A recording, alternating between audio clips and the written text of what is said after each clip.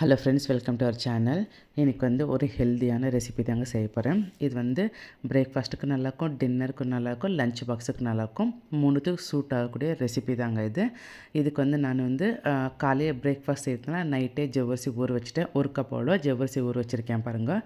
இது நல்லா ஊறி வந்துருச்சு. நம்ம கையில் ஸ்மாஷ் பண்ணும்போது நல்லா ஸ்மாஷ் ஆகும். அந்தளவுக்கு நல்லா ஊறி வந்துருச்சு.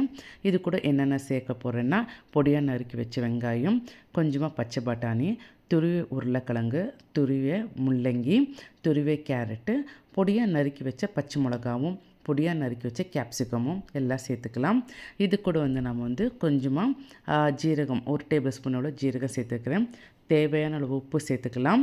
பொடியாக நறுக்கி வச்ச கொத்தமல்லி சேர்த்துக்கலாம். அது கூட நான் 1 கப்போட ஜவ்வரிசிக்கு 1/2 கப்போட அரிசி மாவு சேர்த்துக்க போகிறேன்.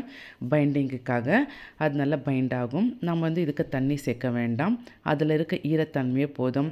வெங்காயம், முள்ளங்கி, உருளைக்கிழங்கு எல்லாமே துருவி போட்டது அதில் இருக்க ஈரத்தன்மையே போதும். உங்களுக்கு ரொம்ப தண்ணி பத்தலை அப்படின்போது கொஞ்சமாக தண்ணி ஸ்ப்ரிங்கிள் பண்ணி தண்ணி தெளிச்சுட்டு கொஞ்சம் பிசைஞ்சிக்கோங்க.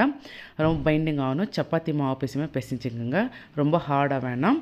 ஓரளவுக்கு சாஃப்ட்னஸ் வரவரை பிசைஞ்சிக்கோங்க. பாருங்கள், இது மாவு ரெடி ஆச்சு. இப்போ நான் குழிப்பணியார கல்லுக்கு தேவையான பால் உருட்டிக்கலாம். சைஸ் நீங்கள் எந்த சைஸ் வேணுமோ அந்தந்த சைஸுக்கு நல்லா உருட்டிக்கோங்க. நான் உருட்டு குழிப்பணியாரக்கல்ல ஆல்ரெடி நான் அடுப்பில் வச்சு காய வச்சுருக்கேன்.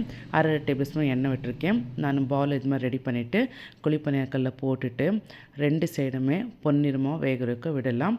இது மேலே கொஞ்சமாக ஆயில் ஸ்ப்ரெட் பண்ணிவிட்டு லிட்டு போட்டு மூடிட்டு வேக வைக்கலாம். இது வெந்த பிறகு ரொம்ப சாஃப்டான ஜவ்வரிசி பட்டு ரெடி ஆகிடும். இதுக்கு ஒரு தேங்காய் சட்னி இருந்தால் ரொம்ப நல்லாயிருக்கும். அப்படியே சாப்பிட்லாம். தேங்காய் சட்னி தொட்டால் இன்னும் கொஞ்சம் டேஸ்ட் ரொம்ப நல்லாயிருக்கும். பாருங்கள், கலர் நல்லா மாறி வந்துருச்சு. நல்லா வெந்து வருது. இது மீடியம் ஃப்ளேமில் தான் நீங்கள் வேக வைக்கணும். ஹை ஃப்ளேமில் வேக வைக்காதீங்க. அப்போ தான் ஜவ்வரிசி நல்லா வெந்து விடும். சுட சுட ஜவ்வரிசி பட்டு ரெடி ஆகிடுச்சு. வாங்க சாப்பிடலாம். உங்களுக்கு இந்த ரெசிபி பிடிச்சிருந்தா, இந்த வீடியோ பிடிச்சிருந்தா லைக் பண்ணுங்கள், ஷேர் பண்ணுங்கள், கமெண்ட் பண்ணுங்கள், மறக்காமல் சப்ஸ்கிரைப் பண்ணுங்கள். தேங்க்யூ ஃபார் வாட்சிங். Keep supporting. ரொம்ப சாஃப்டாக ஹெல்த்தியான ரெசிபிங்க. கண்டிப்பாக மிஸ் பண்ணாத இந்த ரெசிபி ட்ரை பண்ணிவிட்டு எனக்கு கமெண்ட் பண்ணி சொல்லுங்கள். தேங்க்யூ.